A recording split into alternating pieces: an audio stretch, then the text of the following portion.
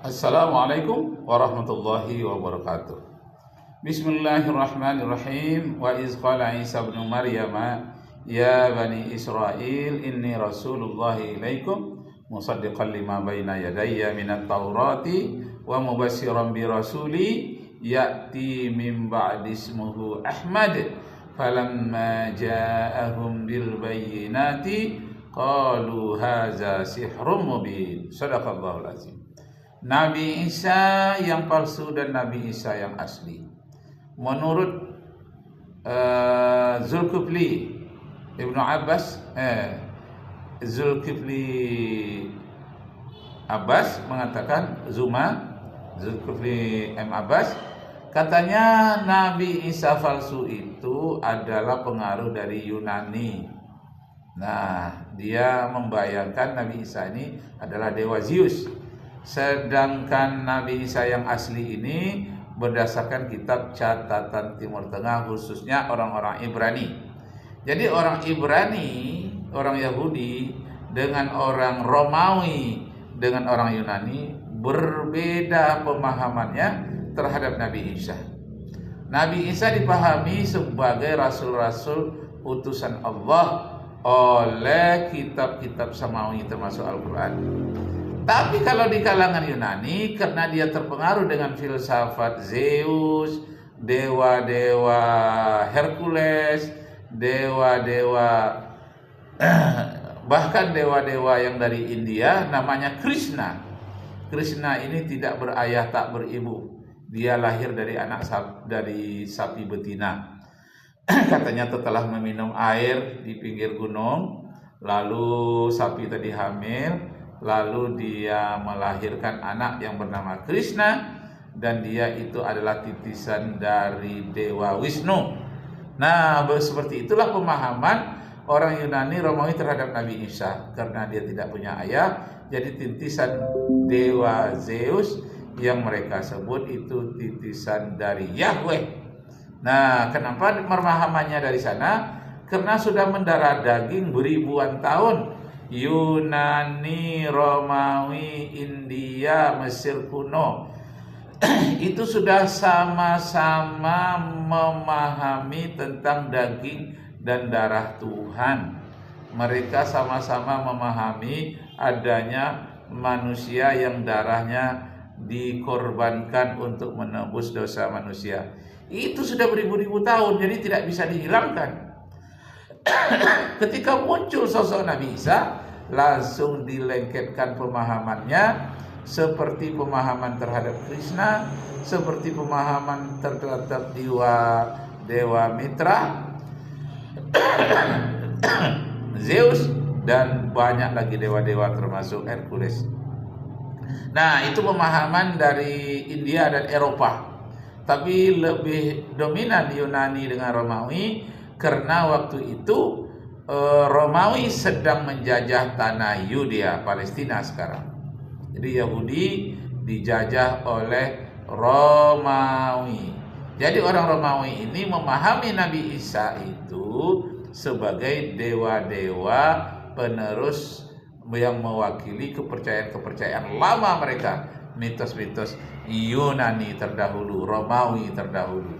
Dengan adanya bintang-bintang timur katanya turun ke bumi sebagai dewa Zeus.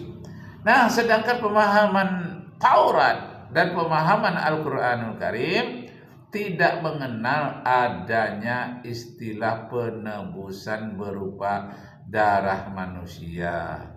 Kalaupun ada kurban itu bukan penebusan, itu perintah untuk sosial, ibadah sosial, dagingnya untuk fakir miskin.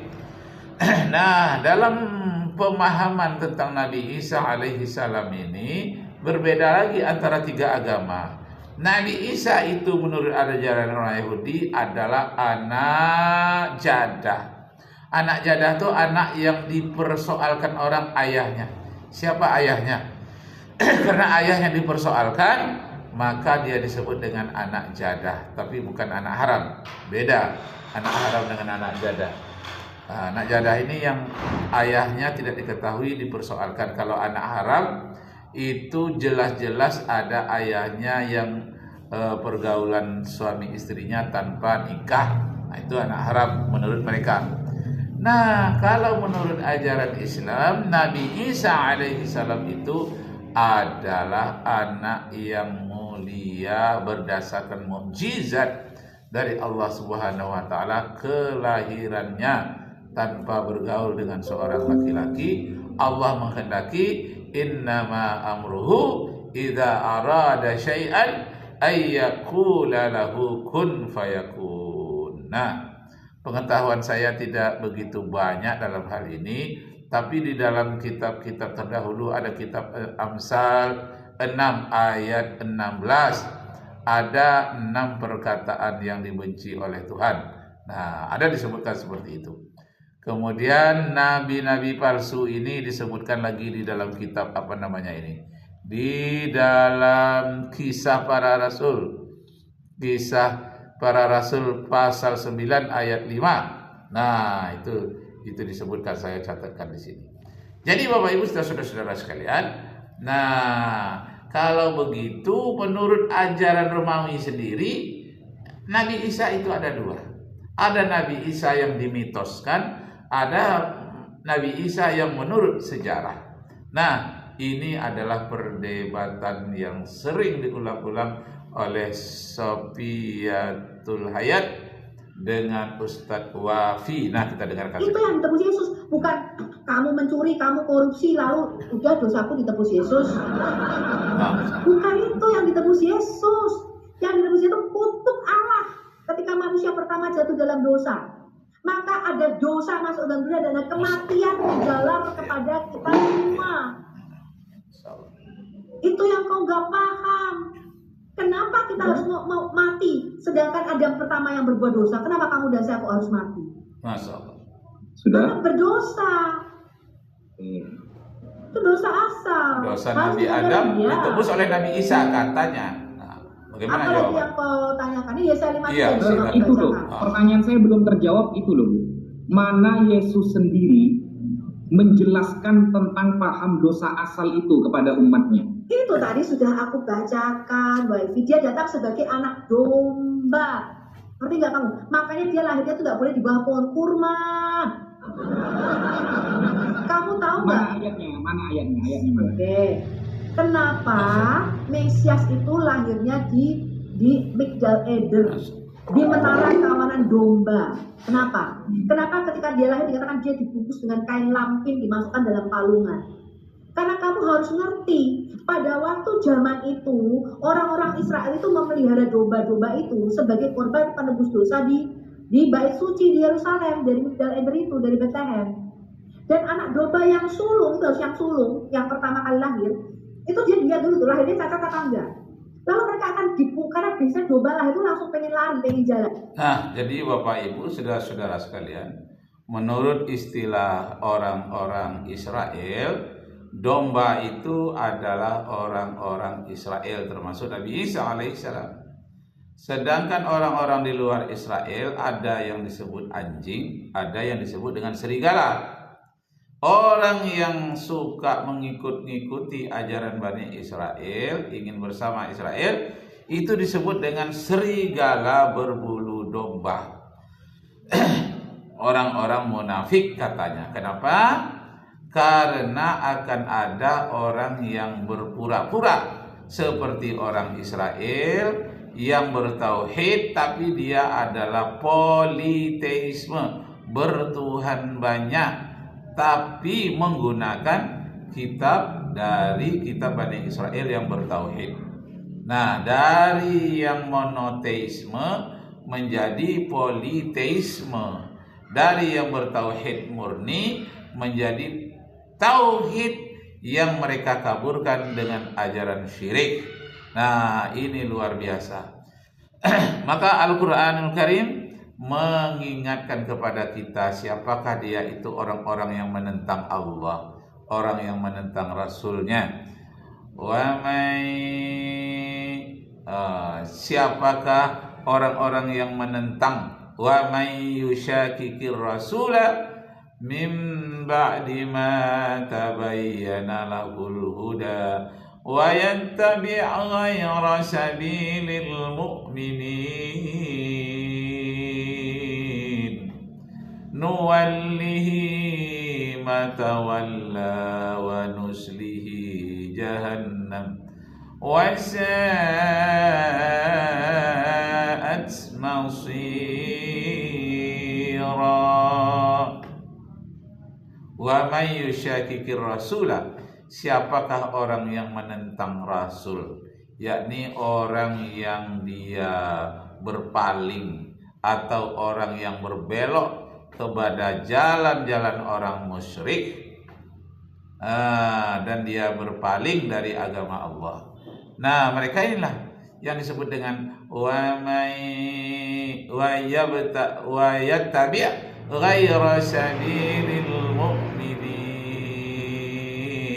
Dia mengikuti jalan bukanlah jalan orang yang beriman, tapi orang-orang yang disesatkan oleh Tuhan. Mereka menjadi politeisme. Poli itu artinya banyak, teisme Tuhan, banyak Tuhan. Ada Bapa, Anak, Roh Kudus, ditambah lagi dengan bermacam-macam yang lainnya. Jadi bisa beribu-ribu jadinya. Kenapa? Karena seluruhnya dipertuhankan, karena politeisme. Nah, kalau Tuhannya tidak bersilsilah, itu disebut dengan Melkisedek. Di kalangan orang-orang Ibrani, orang-orang Yahudi terkenal nama Melkisedek, tidak berawal, tak berakhir, tidak bersilsilah. Nah, sedangkan Nabi Isa ini berawal, berakhir, dan punya silsilah. Kalau begitu disebutkan bahwa Melkisedek lebih patut dipertuhankan dibandingkan dengan Nabi Isa alaihissalam. Kalau Nabi Isa itu bisa menghidupkan orang mati, banyak lagi nabi-nabi lain yang Eliza umpamanya, Nabi Elia juga bisa menghidupkan orang mati.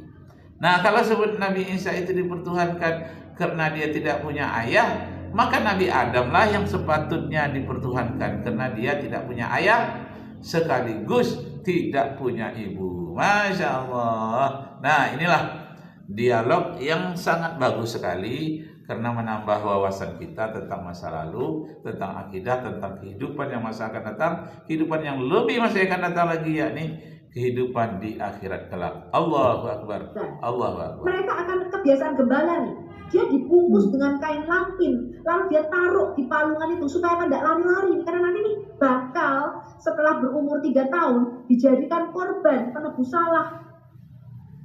Jadi Yesus itu waktu lahir sudah dinubuatkan ini bakal mati jadi anak domba yang disembelih. Maka kamu baca dong, kamu kan ngerti Alkitab saya. Ketika Yesus datang kepada Yohanes Pembaptis, apa kata Yohanes?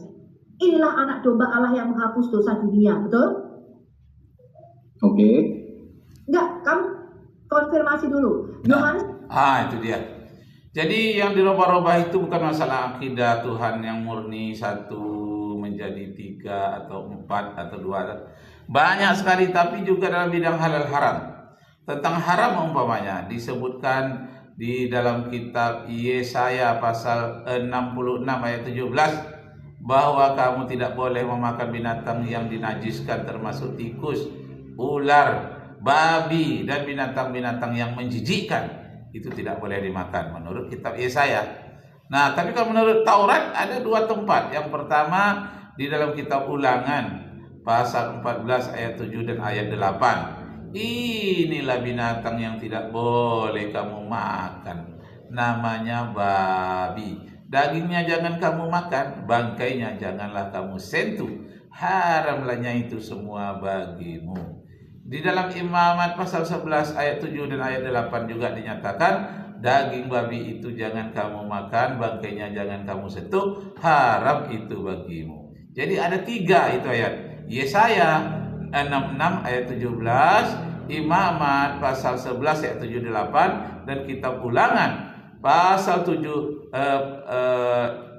Keluaran pasal 14 ayat 7 dan ayat 8. Masya Allah, Allahu Akbar. Ini belum tuntas, belum selesai. Kita sambung untuk yang akan datang. Kalau ada sumur di ladang, bolehlah kita menumpang mandi. Kalau video ini kurang panjang, kita sambung setelah ini. Wassalamualaikum warahmatullahi wabarakatuh.